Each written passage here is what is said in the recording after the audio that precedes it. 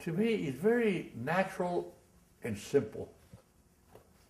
What you're doing is create or actually put into form, into visual form, your imagination about movements and actions. Kind of great. For some reason, I had heard that a fellow named Disney was hiring young artists my age. I was working at that time in a lumber mill, in a lumber yard, and they read in the paper that some guy by the name of Disney was hiring young artists. Now, they knew I was an artist because I told them I was an artist. So they said, there's a guy up called Disney over at Hyperion hiring guys like you, if you're one of them. So I said, I'll check him out. So next morning I went over to Hyperion, and sure enough I ran into this guy. He was there wandering around. Are you the one looking for artists here at the... He said, yeah, I happen to be.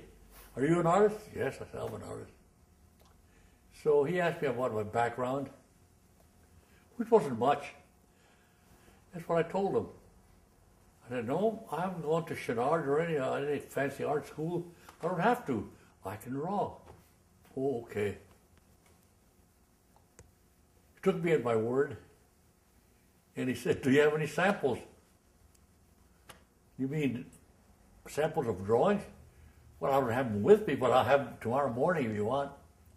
So I went home and I made a whole bunch of samples. Came back and showed them to him.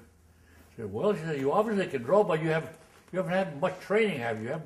What school have you studied at? I said, I haven't studied any school. I just can draw. It ended up by being hired over at Walt Disney. It was just kind of a, what better place to start? I said, this is it. The doors are beginning to open. I'm in the motion picture industry.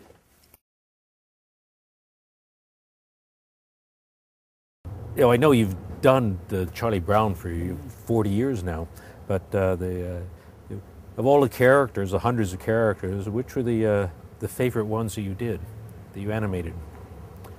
Was it Bugs Bunny or Daffy Duck or? Well, those are most fun because they were the most cartoony. But it doesn't matter. I think that what's interesting is what we do. And it doesn't matter whether I was at UPA or Disney or Warner Brothers or wherever. It's still the same, the same technique and the same medium.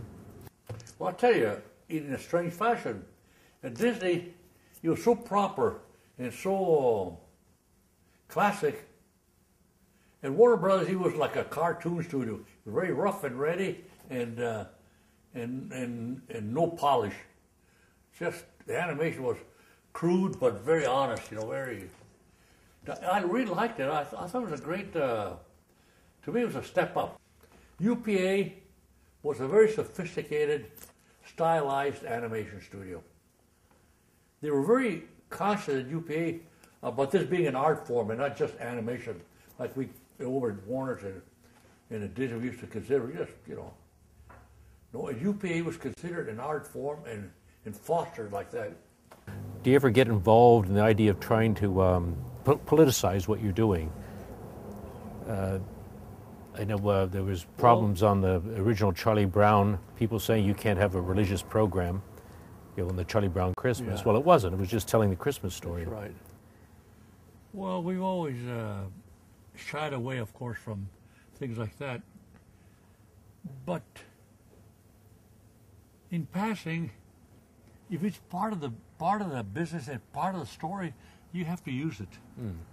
And you didn't do any of the those during the war. They had all those propaganda films. You didn't. Oh yes.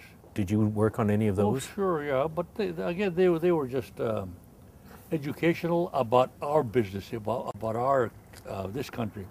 I remember when the war started in 1940 or whatever it was. Suddenly we became very important because we started illustrating training films. We could do it in a way that they couldn't do it by photographic guys doing it. What we do is instinctively caricature. See, we're not a camera, and it's very difficult to say if I want to make drawings of you.